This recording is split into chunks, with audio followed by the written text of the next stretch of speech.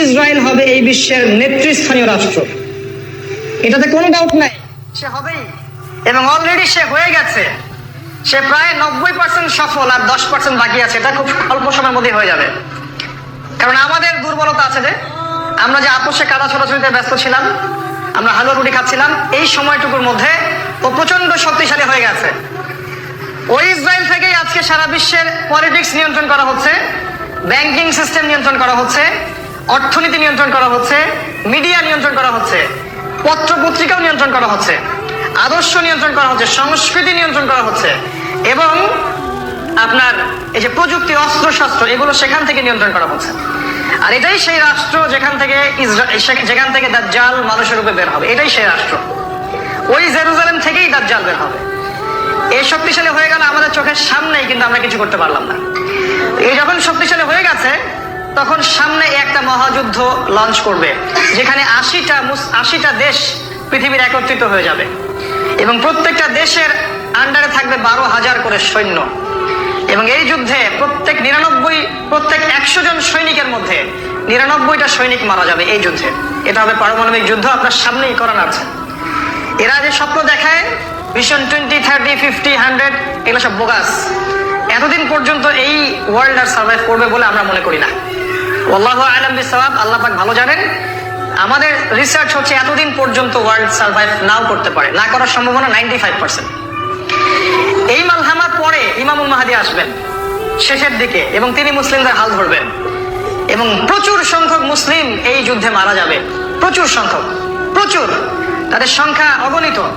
কিছু মুসলিম যুদ্ধের মাঠ থেকে পালিয়ে যাবে, যাদেরকে আল্লাহ পাক মাফ করবেন না, আর অল্প কিছু মুসলিম বাকি থাকবেন, যাদের হাতে আল্লাহ রাব্বুল আলামিন এই যুদ্ধের শেষের দিকে গিয়ে বিজয় দান করবেন ইনশাআল্লাহ। এবং আমাদের খোরাসান থেকেও একটা বাহিনী যাবে, যারা জেরুজালেম পর্যন্ত পৌঁছে যাবে, ইমামুল মাহদীর সাথে যোগ দিবে। পৃথিবীর কোন শক্তি, নবীজি বলেছেন, পৃথিবীর কোন শক্তি তাদের পথে বাধা হয়ে দাঁড়াতে পারবে না। তিনি বলেছেন, তোমরা যদি হামাগুড়ি দিয়ে হয় বা বরফের উপর স্ক্রল করে হয়, তোমরা যদি ওদেরকে পেয়ে যাও, তাহলে তাদের সাথে যুক্ত হয়েও। এটা নসিহত নবী সাল্লাল্লাহু আলাইহি ওয়াসাল্লামের। এটা আসবে সামনের এই সময়টা।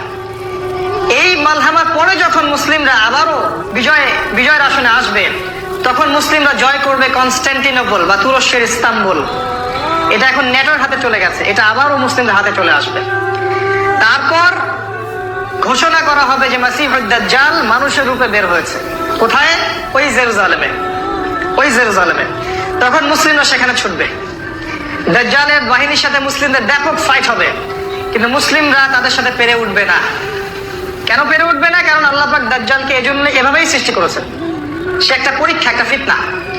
তার হাতে আল্লাহ পাক প্রচুর ক্ষমতা দিবেন। সে বৃষ্টি বর্ষণ করতে পারবে, সে প্রযুক্তি নিয়ন্ত্রণ করবে, সে আকাশ নিয়ন্ত্রণ করবে, সে প্রত্যেকটা শহরে প্রবেশ করবে, প্রতিটা শহরে সে খুব দ্রুত ফ্লাই করতে পারবে। তার হাতে খাবারের মজুদ থাকবে, মানুষকে দুর্ভিক্ষের মধ্যে সে ফেলে দিবে। যারা তার আনুগত্য করবে সে তাদেরকে খাবার দিবে, মানে ইকোনমিক প্রোগ্রেস দিবে। যারা ওকে অনুসরণ করবে সে তাদেরকে সোনার রূপা দিয়ে দিবে। যারা ওকে অস্বীকার করবে সে তাদেরকে দুর্ভিক্ষ দিবে, মেরে ফেলবে। এক কথায় যারা দাজ্জালকে অনুসরণ করবে তাদের প্রত্যেককে দাজ্জাল প্রোগ্রেস দিবে, উন্নতি অগ্রগতি দিবে, তাদের জিডিপি বাড়তে থাকবে এক কথায়। আর যারাই মাসিহুদ দাজ্জালের বিরোধিতা করবে তাকে সে একদম ধ্বংস করে ফেলবে, একদম ধ্বংস। অর্থনৈতিক দিক থেকে, শারীরিক দিক থেকে রাষ্ট্রগুলো আক্রমণ করবে, সে পুরো ম্যাসাকার করে ফেলবে। তার হাতে আল্লাহ পাক এরকম ক্ষমতা দিবেন। এই জন্য মুসলিমরা তাদের সাথে পেরে উঠবে না। তাহলে কি হবে? আল্লাহ রাব্বুল আলামিন তখন মুসলিমদের দোয়া কবুল করবেন এবং ঈসা আলাইহিস সালামকে আকাশ থেকে পাঠাবেন এই পৃথিবীতে আবারও ইনশাআল্লাহ।